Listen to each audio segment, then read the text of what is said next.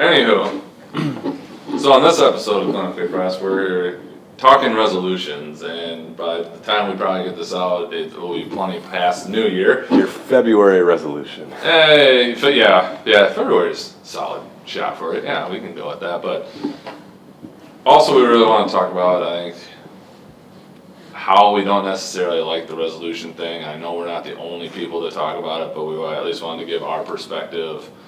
We've got some good buddies, and I'll already shout them out, or Kyle actually knows them. I feel like we should know him, but Logan Gilbrick, I believe is how you pronounce it, had a great post on that, which we'll try and link up to, on just not making it a resolution, but making it a lifestyle thing. So we were just going to talk about what we do, what we've seen, what has worked, what doesn't seem to work, and then kind of tap into some things we think people should avoid when they're trying to look at resolutions and get things done, and go from there.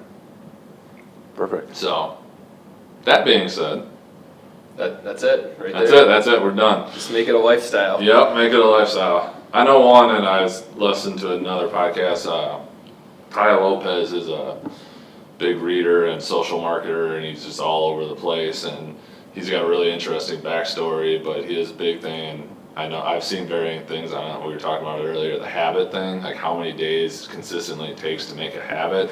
And I've seen it as little as 21 or 22, but I've seen as many as 66. So you need to do something consistently for 66 days to make it a habit. And then this guy took it, made it 67 just to be a little different, but he's actually got like a whole step process. But I think that's like glaringly true. Like, how often do we like get into something and you're really good at it for like a week, and then it goes away, and you don't check yourself on it, or you don't hold anybody liable, or nobody holds you liable for it, and then it goes away. And I know that's one that I've struggled with, to get like super amped about something and then it goes away. So Yeah, you have to maintain. It's like holding yourself accountable, and even after the 67th day, if it's supposedly a habit, like, you still have to continue with it then. Yep. You know, I mean, maybe it becomes a little bit easier if it's in your routine, but I mean, you still have to do it. So that accountability is there, no matter if it's day 1 or 7 or 67. I think a lot of that starts too from the beginning of what your goal is. Like, make sure you don't set yourself up for failure before you even get started, and have some unrealistic expectation that you're going to lose 100 pounds, improve this aspect of health, whatever it is. If it's not something that's feasible, then don't even have it for a goal to begin with, or you're going to fail 100% of the time. Bite-sized chunks. like you said, going to that, having a plan. Right. You know, your goal may be to lose 100 pounds, which is feasible. Yeah. But it's not going to happen in Not the by month March. of January, Yeah. or you know, something like that. But there can be a way you can have a plan to accomplish that goal, and that's what you got to go. So it's like having the dream. Like, you should have that dream, you know, and all the stuff that we've talked about wanting to do. But what's our plan to actually get to said dream or goal or whatever it may be? And I think that brings in just setting like smaller goals / resolutions in the process, like your benchmarks, which we're behind on some, by the way. We got some work to do. But I think that's big, and I know the one that it was on a Tim Ferriss podcast, go figure. It was one guy who was just doing his own self-experimentation. It was, because I never remember it. No, wrong app. Way of Life app. And basically, you can get the free version, which gives you like 3 things, or you pay all of $2.99 to get the paid version, where you can put a bunch of things, and you set what your task or whatever you want to check off for the day. So I've got 20 some, and one of them's like learn Spanish, and you just check yes or no, or you skip that day. And so did I go and do my Duolingo app that day to learn Spanish? And it can go back and you can track your trends based on the week or the month or the year. And so this guy was basically going to set up a bunch, and then he was going to post the data. He was going to get it in an Excel spreadsheet, post the data, so people could see if he was actually doing it. And I haven't gotten to that point yet, but you don't like seeing all the red squares of things you haven't done. And you can go back and look at how long you haven't done it. And it gives you streaks if you hit over 3 days, you know, then it starts telling you how long your streak is and whatnot, but that's been interesting to me because I can go back and look, and if I didn't have a good week, you know, I can see it on this thing, and I know I didn't feel like I got a lot done. I mean, it's simple as remembering to take, you know, your vitamins, and, you know, remembering to do some mobility work, which I'm not good at doing apparently, which is not surprising, unfortunately, but that's been a helpful one to me in trying to kind of keep myself relatively accountable, because it's like a challenge, because then sometimes I get to night, like I have reading on there, which I don't do very good. Well, sometimes when I'm like, if I can get 20 minutes in, then I can check that thing off, and that's one more green square, and then I was able to get my reading in, and I personally find that very helpful, so. So did you do the free version, or did you pay? I ended up paying for it, yeah, just because I couldn't think of like 3 things that I couldn't think of only 3 things that I really wanted to get accomplished, so and once you do the paid version, you can do whatever you want. So, yeah, that is without trying to make it overwhelming, but some of them are like ridiculous little things. You know, exercising with my goal of being 3 times a week, like, or whatever it is, and that's my lifting and whatnot, so you can kind of set some of that stuff in there as well. So if it's 3 days a week, weekly goal, then each day you just don't check it off if you're not. You could skip it if you wanted to. Okay. So I just go red just so it hits a little bit more home. Okay. That in case it gets real bad, I can see it better. So I use it Starting that to way. let But yourself yes, you go. could. Yeah. You know. That's one of the things I liked about some of the fitness and activity trackers is the accountability component to it, where you can kind of track your trends over time and see if you hit your step goal for that day or your activity goal. You know, did you get your 10,000 steps in? Yep.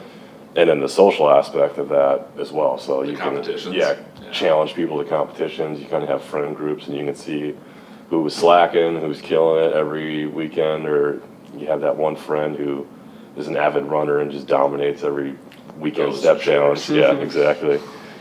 But that's nice because again, you're seeing what your own progress is like. You can kind of keep track of your own accountability, and then you can challenge others to it, and vice versa. They can cheer you on. Tim Ferriss had a really interesting one. There's a couple of them, like you can do ones where you put like money on it, like your friend, you owe your friends money, or just doing it with friends. Like if I don't do this by this day, I owe you $100, so they can keep you accountable. But there was another one where you go on and you basically like pledge money to something you would never want to give money to. So they use the example, like one guy was like, if I don't get this done, I have to give $1,000 to this group that doesn't like in past history of my religious affiliation. And so that's your drive to not do that because you don't want to pay that money. A, you don't want to lose the money, but B, you also don't want it to go to those people. Right. And so there's things out there for stuff like that, and that can be a little drastic, but If that's what it takes. sometimes it hurts. You know, looking at what's going to hurt more than what's going to feel good, and trying to avoid the pain is just as powerful as the feeling of doing really good with those things, which I haven't delved into, but it sounds interesting. So I think people look at January 1st as, you know, it's a new year, it's a brand new beginning, so it's like you hear it so often, a new year, a new you. Well, it's not. I mean, it's the same you. It's You know, another it's day. just another day. It just happens to have a different number at the end of the year. You're probably hungover. But you forgot about from any New Year's right, Eve, Yeah. right? So you're. how many people are still writing 16 instead of 17? Yeah. So I think not just waiting, what's waiting for that date, and just get after it. If you want to make yourself better at something, or if there's something you want to improve or incorporate, try to implement that right now. And like AJ said, with the bite-sized chunks, or, you know, not making too big of a goal. I think sometimes people there's all these things they want to change about their lives, and in order to make it a habit, like, that's such a drastic change, it's probably not going to be feasible right off the bat. So maybe that's a good long-term goal to make all these changes, but maybe starting off a little bit smaller with this one goal and make that a habit, and then it's just adding another puzzle or piece to the puzzle. And I think that's much more attainable into making it part of the lifestyle or a habit, because you can't just 180 change your lifestyle. Most people can't, I should say. It's tough. I think that's especially important when it comes to trying to change your diet for the better of, you know, if you try to do some complete overhaul there's no way you're going to be able to do it long term. If you're switching to like the Whole30 or paleo or some of these really restrictive plans, if you don't have a plan, if you don't have a grocery list, if you don't have recipe ideas already lined up and ready to go, there's no way you're going to be successful on that type of diet change. But if you just say, all right, today I'm just going to have another serving of vegetables, or I'm not going to eat this for dessert or something like that, just have small baby steps, over time you would kind of experience a positive trend and wouldn't be falling off that diet plan, switching to the next best thing or something like that. So I think that's huge when it comes to changing your diet. It's just small steps, small changes first, and then over time it'll lead to more of a substantial improvement. I think I've been reading another Tony Robbins book that he wrote years ago, but he talks about that, and it's all mindset. Like, when you go in and you are getting something, you know, can you get yourself to think about avoiding just that short-term satisfaction in terms of switching it to thinking the bigger picture? Like, so you go in and I needed to stop to a quick trip to get coffee. Well, that's my excuse to get a breakfast sandwich too, and I don't ever eat a breakfast sandwich or really eat, you know, breakfast any other day, looking at kind of the intermittent fasting thing. Well, I kind of went in there and I was like, do you really need it? Well, you're not really that hungry. You just want it because it's convenient and it's here and you were looking for that reason. Right. But B, like, that's a win. Like, now you didn't eat that, you didn't break your fast, and you also save $2, you know, like, which is small, but it adds up over the big term. The big win is the moral. Yeah, exactly. And right, you know, it's that one little decision, but then that was a win for the day. As small as it is, and you know, it's not like that thing was going to set me back totally, but that was, like you said, you know, willpower is very overrated, and from what I've seen and read and whatnot, like, you have it, but you only have so much. And so when you can give yourself those little wins and ingrain that in, I think it makes a sometimes big when people difference. fall off and make a slip here or there, say you bought the breakfast sandwich, sometimes people think it's easy, like, oh, my day's already shot, you know, I already. oh yeah, the I snowball lost that, effect. so then, you know, just let the rest of the day slide, and then Right. it just gets out of control. Well, yesterday it was bad, so, you know, Let's make what's it a another bad day? weekend. Yeah. Yeah. I'll wait till next year to do the resolution. Yeah. January. Right. It happens. And I think even if the day isn't, like, maybe the morning was a total waste, like, the rest of the day can still be good. It can start, like, right now. It doesn't have to start in the morning or January 1st. I think, didn't Sam say that in ours? Like, if you have a bad thing, like, don't let it ruin your day. Just jump back in at the next thing. Like, Right. if all you have are crappy lunch options, have a good dinner. You know, just get right back into it. Don't let it. Or even changing your mindset about it and be like, okay, well, you know, I was doing really well for a while, you know, maybe that was my reward or something for doing well, and trying to put a positive spin on it a little bit. I think that kind of has a role to play too, just the mindset, instead of just beating yourself up and being negative about it. Obviously, it would be nice not to slip up, but I think that's where intermittent fasting has a lot of positives of people who struggle with like urges or kind of binging episodes. It's like, it's kind of built into the intermittent fasting way where you got a lot of food you got to eat in a tight window. So Yeah, you got your if you have a feeding problem stopping your dinner, well, you know, intermittent fasting may be an alright idea because you haven't eaten all day. You got a lot of calories you got to get in a shorter window. So maybe that works better for you. It's interesting to see how it has pros and cons for different kinds of people and lifestyles, I think. Oh yeah, and Same we talked thing. about that, and it's not for everyone. Not everyone's going to respond the same way to it. You might be a different person, but that you got to know. You got to try it to know. That's exactly it. You're never going to figure it out. But Same thing in that meal frequency post the other week too. It's like some people have a higher meal frequency will work great for yeah. and they'll have better success, and vice versa. Some people, they'd be better off just eating 2 meals a day. it's like the perfect chess move. If you ask a chess player, like, what's the perfect chess move? It's like, I don't know, you know, like, what's the situation and what's the scenario and everything going on. That's the What's same gonna type of help thing, me win, right? Yeah. Just applies to different people. And that's the problem is people try to follow cookie cutter programs or, hey, I heard about this, it worked with my friend, it'll probably work for me too. Well, maybe not. It could, Depends. it's not guaranteed. Right. Right, yeah. I know we talked a little about goal setting, and I know I've heard other ones about flipping the script on that and actually looking at like fear setting. So instead of going and looking at all your goals, and trying to power through that way, like flipping it and say, okay, if I'm trying to accomplish this, what's holding me back and how bad could it really be?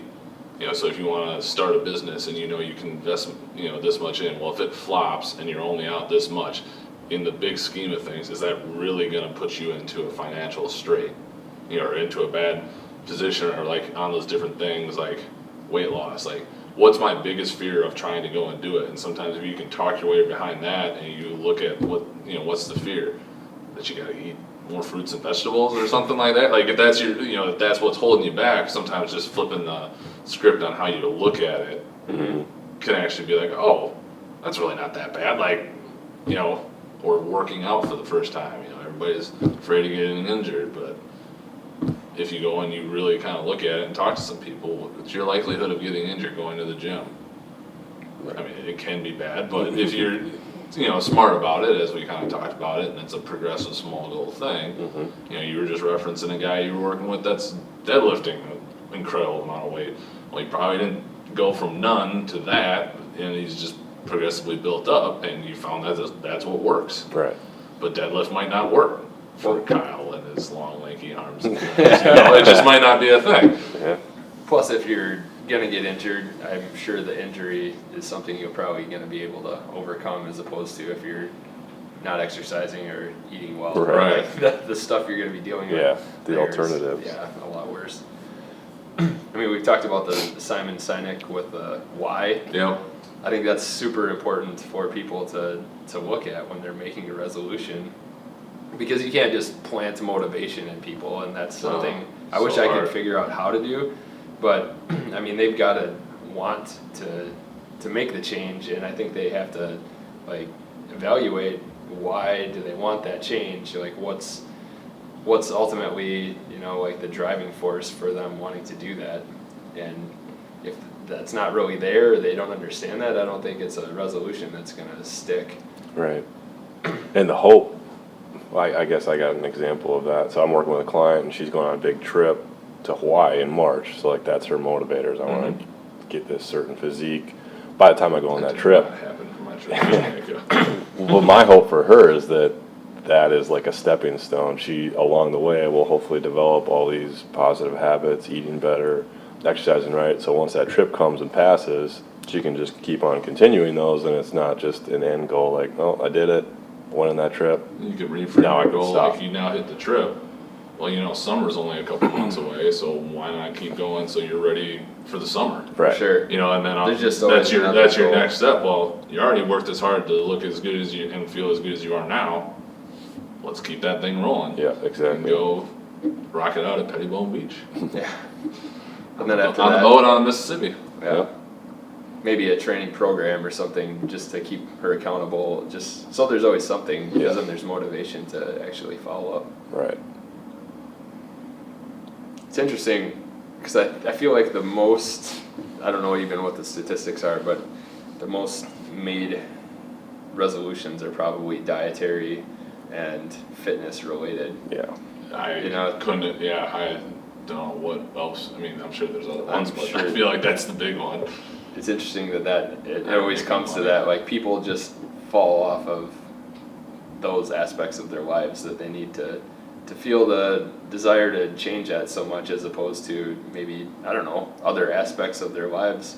It's just interesting to me how we're so poor at that, apparently. Yeah. So is that your subtle transition onto us talking about things we think you should probably avoid? And It's a great transition. that is. That was I well wasn't done. trying to, but- Yeah, I think I've heard, 75, 77% of all resolutions are like weight loss or fitness related. Well, it's like a number like that. They don't follow through on their resolutions. I think too. it's higher It might be now. Upwards of 80. No, the I last I heard. think it's even 90% of closer people, to like, that. by the time February, March comes around, have already failed at whatever their resolution was. Well, I'm sure by the time people are listening to this, most that have made a resolution probably still aren't going. Yeah. We Lane hope Norton, that's not the case. Yeah, hope not. Lane Norton always talks about, he's like, people are actually pretty good at like initially accomplishing some part of their resolution, whether it's losing weight. He's like, the problem is people can't maintain that weight loss once they've done it. So they may have had some limited success with the resolution, but maintaining that or keeping that progress forever is where people really struggle. So do you think, I mean, I know, and I don't know if we talked about it a lot on the show, but we've got a general thing. None of us are quick fix people. 10-day cleanses, even 21-day cleanses. But thoughts on like the 42 days or the 6 weeks, which is 42 days. Yeah, that's a 40. Sorry, I had to check my math there. Give or take a couple, It is. Yeah. 7 by Yeah. 6. 42, right? Yeah. Yeah. Yeah, okay. Thank you. Struggled with college math. But, you know, do you start falling into that range? Like, is that still on the quick fix, or what are your thoughts on that? I feel like once you're getting into the 6-week range, that's more of the timeline that's realistic for kind of changes that are going to stick, I guess. When you fall into the quick fix, the short-term cleanses, or the short diet program or whatever it is, your results are going to be just that short. You may lose some weight right away, but it's a lot of water weight. You're just restricting food, and it's not something that's going to be realistic to maintain long term. So you may lose a couple pounds, but chances are you're going to gain it right back. And a lot of times when people do crash diets, the weight they gain, they even overshoot, and they kind of get this rebound. Because it's your body freaking out, basically, and trying Yeah. to store. I think you talked about that somewhat in the Weight Loss 101. Yep. It's just how that can happen, and you just, even with consuming less calories than you were before, even after a restrictive one, your body's still in this mode of, oh my God, what's happening to me? Right. And it doesn't go well. No, and you kind of preferentially store it as body fat, more likely than you would if you would have I worry just that's done what's nothing. happening to me right now. I'm not gonna lie to you. But But that's what happens when people do Scale is not these my friend. restrictive diets or kind of pair it with excessive exercise. They have some limited success short term, lose a little bit of weight, but if you kind of go about it the wrong way, you can lose a lot of lean mass, and your metabolic rate will kind of tank downwards with that, making you more susceptible to gain more weight moving forward because your metabolism is now slowed down a bit. And now I should know this answer, but I'm gonna ask the question. So in that instance, like when you talk about losing muscle mass, if you think somebody who's still working out and their numbers are still where they would want them to be, but their calories are restricted, do they offset to a degree to not go down that metabolic slope where your body freaks out and stores away as body fat because you're still performing at a level that you would want to? but they're still technically like under eating. Yeah. I think they shouldn't really be gaining weight. They should still be able to. Because it kind of offsets, but you know, and you're not, in theory, losing muscle mass because your numbers are where they are, or even still improving Right. to a degree. It would depend more on like specifics of body composition. Right. You could maintain strength while you're losing muscle to some degree. Okay, that did make me feel better. Sorry. Anyway, I sorry. realized this was a personal theoretical example. A friend of mine who might be going through this. Just saying. I don't know, what else we got? Anything else on this topic? I mean, the quick fixes seem to be easiest with nutrition. I mean, you can talk about, you know, crash workouts and doing everything. I know most of us are in favor of something that's more structured or programmed. Like you can have those workouts within it. Look at what that happened kinda- out in Oregon. That can kind of burn you out. Yeah, if we can link up that story. But, you know, workouts, you can go in and anybody can put you through a workout that's going to make you sore the next day. That's not hard to figure out. Or in the case of that instance, put you in a really bad place. Put you in hospital. Right. But not just seeing that as the one, and I discussed this with several people, that they go to all their different classes. Well, you're working out, but are you really training to keep yourself where you are? I think at some point there's a point of diminishing return if you're just picking and choosing classes to go to, but there's no progression in that. It's because it's a different group of people almost every time. Mm-hmm. Not that classes are bad, please go and do them, but I think, you know, going back to the resolution thing, having that plan of progression and going, and, you know, that doesn't mean you have to get bigger and stronger all the time, but making sure that you're taking care of that and following something, I think it helps out a ton in terms of kind of crash or, quick fixes when Right. it comes Oh, to yeah. the working out realm of this whole conversation. Yeah, Some sort of improvement. right, Rome wasn't built in a day, so you just gotta give these things time to happen and have a plan and incorporate progression into it one way or another, whether it's in the weight room and you're trying to get stronger or bigger, increasing the weights, increasing volume, whatever, to accomplish that, or if it's losing weight, whether you like it or not, it's gonna come down to eating less. You don't just do that less in one day, it has to be kind of a systematic reduction over time if you Right. wanna keep losing weight over time. If you're happy with a weight loss level, that's your new level of calorie intake. That's kind of your new maintenance level. It may suck to be kind of in a permanent reduced calorie number, but that's the reality. Like as soon as you start increasing calories back up, that's when the weight's going to go back up. So if you want to keep losing weight, that number kind of has to keep going down, or you can somehow find a increase set the other point. side of it, or increase your output to kind of offset it. So again, they just take time, and you have to build those progressions in. Otherwise, people get frustrated, and that's when they quit. Right. When they don't have that plan, don't allow enough time for those adaptations to take place. And that's where a quick fix will never be the long-term solution. For sure. It hasn't become a habit yet. The habit has to be there. It has to be a series of habit, quick and fixes is not good. And it's flawed from the get-go. Like, there's no rationale behind it. They're all the same for everyone. Here, drink these shakes for 8 days, or just eat this for 8 days. Like, what about me, who weighs twice as much as someone else? Why should we be on the same detox plan, eating only fruits and vegetables? It's like, no way we're gonna need the same things or get the same results. Right. So it shouldn't be set up that way. So if you see those kind of plans, run away from them. They're not gonna work. It's a waste of money. There's a lot out there. Oh, so many. It's a way to make money. That's all it is. Or lose it if you're on the other end.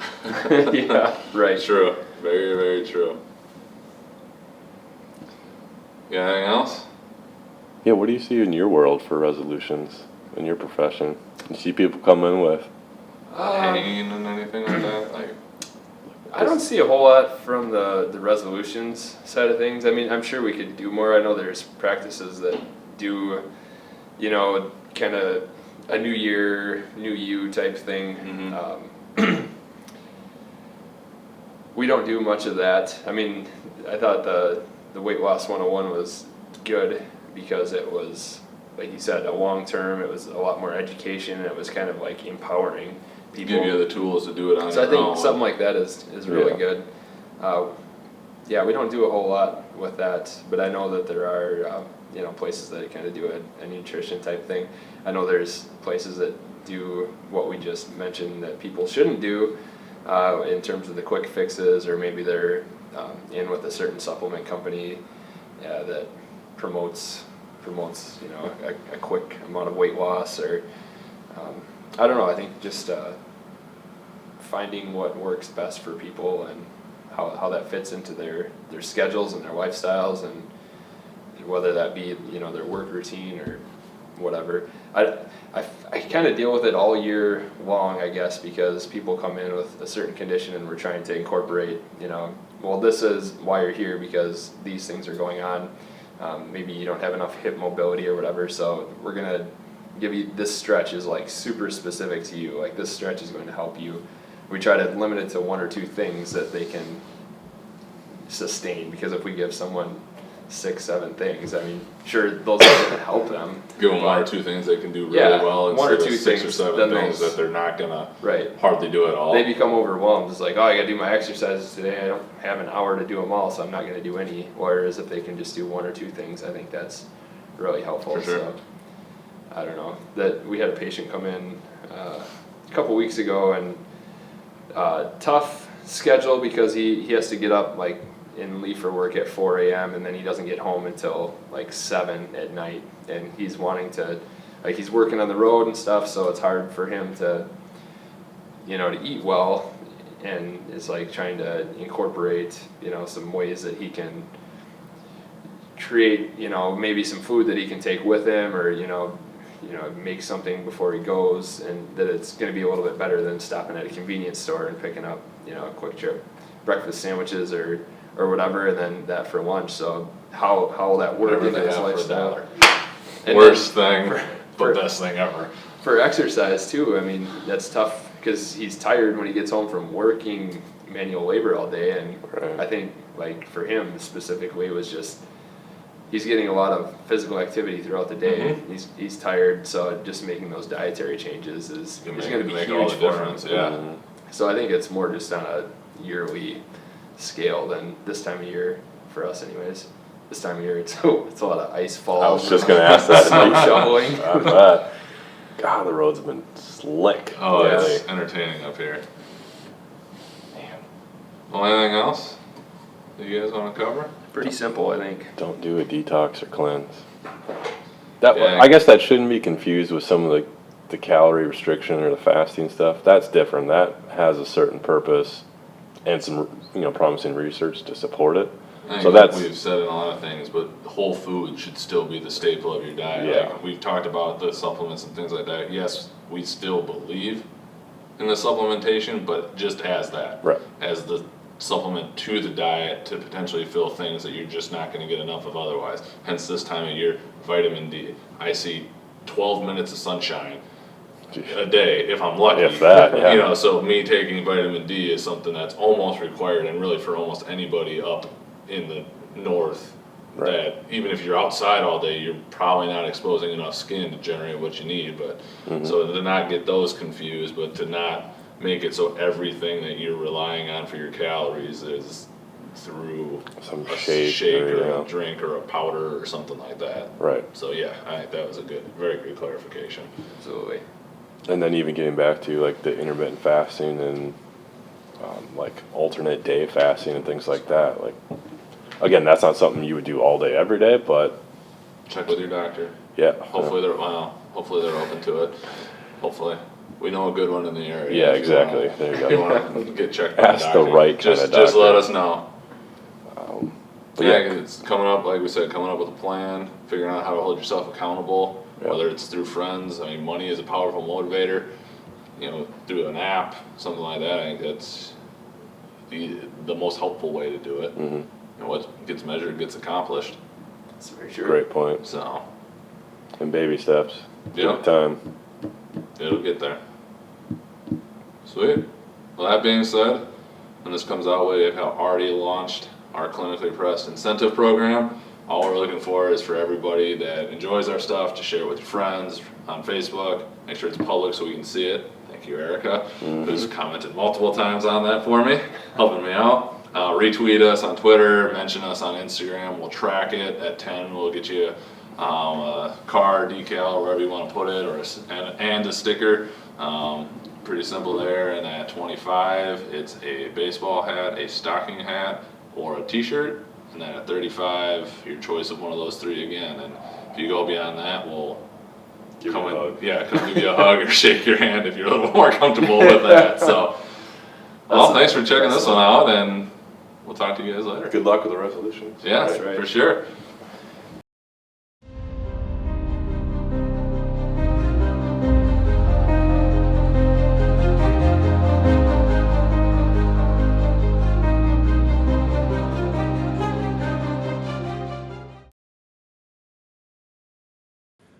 Thank you for checking out this episode of Clinically Pressed. Go to clinicallypressed.com for full show notes and links to everything that was covered in this episode.